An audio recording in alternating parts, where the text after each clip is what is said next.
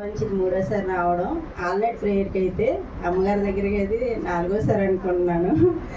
అదే నేనైతే నాకు అమ్మగారు తెలియదు, తమ్ముడు చెప్పాడు. అయితే అప్పుడు మా చిన్నమ్మాయికి చీకటి శక్తి వల్ల చాలా అసలు బలహీనత చాలా పడ్డది. అసలు చెప్పుకోలేని బలహీనత. హాస్పిటల్కి వెళ్ళాం, 5 హాస్పిటల్, 1 కాదు 2 కాదు, అలా తిరుగుతూనే ఉన్నాం హైదరాబాద్లోని. కానీ ఎవరు బ్లడ్ టెస్ట్ చేయించినా ఏమీ లేదు. బలానికి ట్యాబ్లెట్లు ఇవే రాసిచ్చి పంపించేసేవారు. సర్లేని తమ్ముడు తీసుకొచ్చాడు అమ్మగారి దగ్గరికి. ఆ రోజు ఆన్లైన్ ప్రేయర్లో కూర్చున్నాము. ఇంకా అమ్మగారు ప్రార్థన చేసాక చీకటి శక్తి వదిలిపోయింది. మళ్ళీ నెలలో వచ్చామండి. అప్పుడు మా ఆయనకి కొంచెం కొలెస్ట్రాల్ వచ్చిందని బలహీన పడిపోయారు. మళ్ళీ అమ్మగారి చేత ప్రార్థన చేయించుకున్నాక ఆయనకి తగ్గింది. తర్వాత మళ్ళీ 3 నెలలు వద్దాను, రాలేదు. మా పెద్దమ్మాయి బాబుకండి మామూలుగా పొద్దుటే స్కూల్ టైం అవుతుందని పాపను రెడీ చేసి పంపుతున్న హడావుల్లో వాడు స్టవ్ మీద వేడి నీళ్ళు ఉంటే మీద వంపేసుకున్నాడండి. చిన్న బాబు, సంవత్సరం 2వ సంవత్సరం బాబు అండి, మీద వంపేసుకున్నాడు. మొహం ఈ పక్క నుంచి ఇదంతలా కాలిపోయిందండి. హాస్పిటల్లో పెట్టాము, ఐసీలో 3 రోజులు ఉన్నామండి. అసలు అయితే చాలా కంగారు వచ్చింది. అసలు చర్మం ఊడిపోయింది. అసలు ఐసీలో పెట్టాము.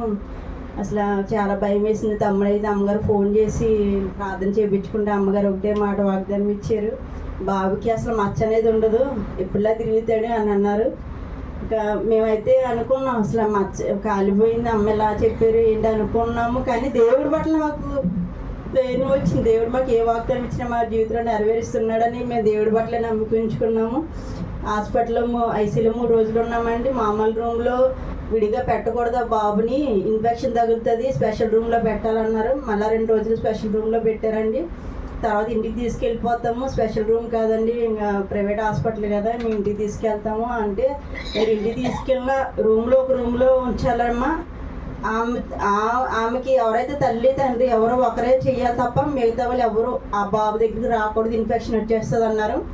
కనీసం నేను వాళ్ళ బాబు మమ్మీ నేను ఇద్దరం తప్ప ఇంకెవరు దగ్గరికి వెళ్ళేవాళ్ళం కాదండి. అసలు ఎవరు చూడడానికి కూడా, చుట్టాలు ఎవరు పలకరించడానికి ఎవరు వచ్చినా మేము దగ్గరికి వెళ్ళేవాళ్ళం కాదు. ఎందుకంటే చిన్న బాబు ఇన్ఫెక్షన్ వస్తే మళ్ళీ ఏమో ఎఫెక్ట్ చూపుతుందని భయం వేసిందండి. కానీ దేవుడు అద్భుతంగా మాకు కార్యం జరిగించాడండి.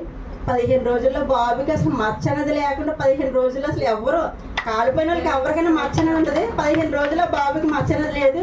మేము చర్చికి వెళ్తాము. అక్కడ ఆ బాబుని అందరూ మా సంఘస్థులు అందరూ అడిగారు, బాబుకి ఏమైంది, ఇలాగ చూస్తే వస్తామని అందరూ సంఘాలను అందరూ అడిగేవారు. రావద్దన్నారు, ఇలాగ ఇన్ఫెక్షన్ వస్తే చూడకూడదన్నారు. 15 రోజుల్లో మేము చర్చికి తీసుకెళ్ళి బాబుని నిలబెడితే ఏది కాలిపోయింది అన్నారు, ఎక్కడ మచ్చలేదు అన్నారండి. అంత అద్భుత రీతిలో దేవుడు మాకు సాక్ష్యం ఇచ్చాడండి అసలు అని. ఇంకా మొన్న లాస్ట్ నెల మా అత్తగారికి ఒంట్లో బాగాలేదనేసి మా అత్తగారు గ్యాస్ నొప్పితో బాధపడుతుందండి. భీమవరం 3 హాస్పిటల్కి తిరిగింది, 3 సార్లు. గ్యాస్ వరకు పేగొచ్చింది అన్నారు, మందులు వాడింది. తర్వాత మళ్ళీ 3 నెలల తర్వాత మళ్ళీ స్కానింగ్ చేసుకుంటే నీటి బుడగలు వచ్చినాయి. అమ్మ అర్జెంట్గా ఆపరేషన్ చేసేవాళ్ళు, నీకు ఏదో స్కానింగ్ రాశారన్నా చేయించుకుని ఆపరేషన్ చేసేవాళ్ళు జాయిన్ అమ్మన్నారంట. మా అత్తగారు భయపడిపోయి చాలా ఏడ్చింది. సరే నాకు ఫోన్ చేసింది, ఇలా ఫోన్ చేస్తే నేను వస్తాను, నేను తీసుకెళ్తాను, హైదరాబాద్ హాస్పిటల్లో నేను చూపిస్తాను అన్నాను. ఆ రోజు గురువారం వాళ్ళ ఫోన్ వచ్చింది. నేను శుక్రవారం పొద్దున్న బయలుదేరిపోయాను. సాయంత్రం దిగేటప్పుడు నాకు 6-6:30 అవి ఉంటుంది టైము. మా బావగారు అబ్బాయి వర్క్ చేస్తాడండి. కానీ అబ్బాయి రాడు బయటికి వర్క్లో ఉన్నప్పుడు. కానీ నేను ఫోన్ చేశాను, నాకు ఒకటే ప్రమిళమ్మ గారు ఫోన్ చేశాను, ఆమె ఫోన్ లిఫ్ట్ చేయలేదు. ఇవాళ అమ్మగారు ఇలా ఉపాస ప్రార్థనలో ఉంటారు, చెయ్యరు అనుకున్నాను. తర్వాత తమ్ముడికి ఫోన్ చేసి అమ్మాయిలో ఫోన్ ఎత్తలేదు, ఇలా బిజీ కదా అంటే, నేను వాయిస్ మెసేజ్ పెడతాను అక్కడ, నువ్వు వెళ్ళి ఏం కాదన్నారు. ట్రైన్ నుంచి గబగబా వచ్చి అమ్మగారి దగ్గర ప్రార్థన చేయించుకున్నాను. అమ్మగారు అన్నారు, ఏం కాదమ్మా, అది చిన్నది వచ్చింది, ఏం కాదు, నువ్వు భయపడకు, అంత మంచిగా జరుగుతుందని చెప్పారు. ఇంకా ఆ నైట్ వచ్చి మా అత్తగారిని తీసుకెళ్ళిపోయి మళ్ళీ అక్కడ హైదరాబాద్లో హాస్పిటల్ చూపిస్తే వాళ్ళ రిపోర్ట్లు చూసి, ఇదేంటిది, ఏమి ఆపరేషన్ అండి, ఎవరన్నారు, మీకు ఈ వయసుకి ఆపరేషన్ అండి, మీకు ఏమీ లేదు అన్నారండి. తర్వాత మళ్ళీ అనిపించింది, ఏంటి అక్కడ ఆపరేషన్ అన్ని టెన్షన్ పెట్టారు డాక్టర్లు, ఇక్కడ ఎవరో ఇలా లేదంటున్నారండి. మళ్ళీ వేరే హాస్పిటల్ తీసుకెళ్ళానండి. హాస్పిటల్ కూడా అలాగే అన్నారు, ఆపరేషన్ ఏం పడదు మీకు, ఎందుకమ్మా మందులు దేనికి వాడుతున్నారు, మీకు అసలు దేనికి అన్నారు. ఏంటి ఇలా అంటున్నారని మళ్ళీ 3 హాస్పిటల్ తీసుకెళ్ళానండి. 3 హాస్పిటల్ చూపించిన ఎవరు ఆపరేషన్ అవుతుంది, నీకు ట్యాబ్లెట్లు ఎందుకు వాడుతున్నాము, నీకు ఏ రోగం లేదు లోపల అన్నారండి. దేవుడు మా అత్తగారి పట్ల గొప్ప కార్యం చేశాడండి. మళ్ళీ నిన్న 3 రోజులైందని మేము వచ్చి హైదరాబాద్ నుంచి. కొంచెం మాకు స్థలం మా మామయ్య లేరని 3 సంవత్సరాలు అయింది కాలం చేసి, ఈ స్థలాలు పంచుకోలేదు. మేము ఎవరున్నాం స్థలాలు పంచుకోవడానికి వచ్చాము. కానీ ఒక తల్లిని పుట్టిన బిడ్డలు అందరూ ఒకలా ఉండరు, ఒకలా ఆలోచించరు. ఏదైనా ఎవరికైనా ఏ కుటుంబంలోనైనా స్థలాల విషయాలు అంటే ఎవరికైనా గొడవలు వస్తాయి. మా వచ్చానే కానీ ఎంత టెన్షన్తో ఉన్నాను. అసలు ఎవరికి ఏ గొడవలు కాకూడదు, అన్నదమ్ముల్లో అన్నీ సవ్యంగా జరిగి ఎవరి స్థలాలు రిజిస్టర్ చేయించుకోవాలనేసి ఎంతో టెన్షన్తో వచ్చాను. మా అత్తగారు కూడా చాలా టెన్షన్ పడిపోయింది. నిన్న అసలు అయితే భోజనమే చేయలేదండి మా అత్తగారు. అసలు ఇంకో నా అమ్మగారికి ఫోన్ చేసాను. అమ్మగారు నిన్న శుక్రవారం కదా, శుక్రవారం నేను ఫోన్ చేస్తున్నాను, అమ్మగారు బిజీగా ఉంటారు.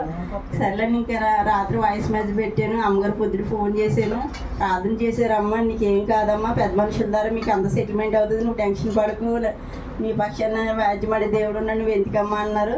అమ్మగారు చెప్పినట్టు ఈరోజు పెద్ద మనుషుల ద్వారా మాకు సెటిల్మెంట్ అయిపోయిందండి. రిజిస్ట్రేషన్ కూడా ఏ గొడవ లేకుండా అందరికీ అయిపోయేలాగా మా అత్తగారు అయితే చెప్తే ఆ మాట నేను కూడా వస్తానమ్మా, నీతో పాటు నన్ను తీసుకెళ్ళి ప్రార్థన అన్నారు. ఈరోజు మా అత్తగారిని తీసుకొచ్చానండి ఇక్కడికి.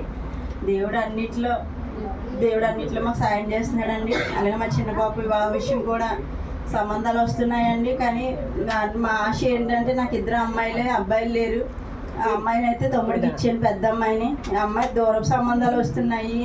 నేను దేవుడిని ఒకటే అడుగుతున్నాను, దేవా నీ చిత్త మీద మా పట్ల తిరిగించు, నా బిడ్డలు నా కళ్ళ ముందు ఉండాలని కాదు కానీ దగ్గరలో ఉండాలని నేను ఆశపడుతున్నానండి. దేవుడు ఆ పాప పట్ల ఏదో మంచి సంబంధం చేసి ఆ పాపకి వివాహం జరగాలని మీ అందరూ నా కోసం ప్రార్థన చేయమని, అమ్మగారిని కూడా నా కోసం ప్రార్థన చేయమని ఈ చిన్న సాక్షి దేవుడు దీవించిన గాక.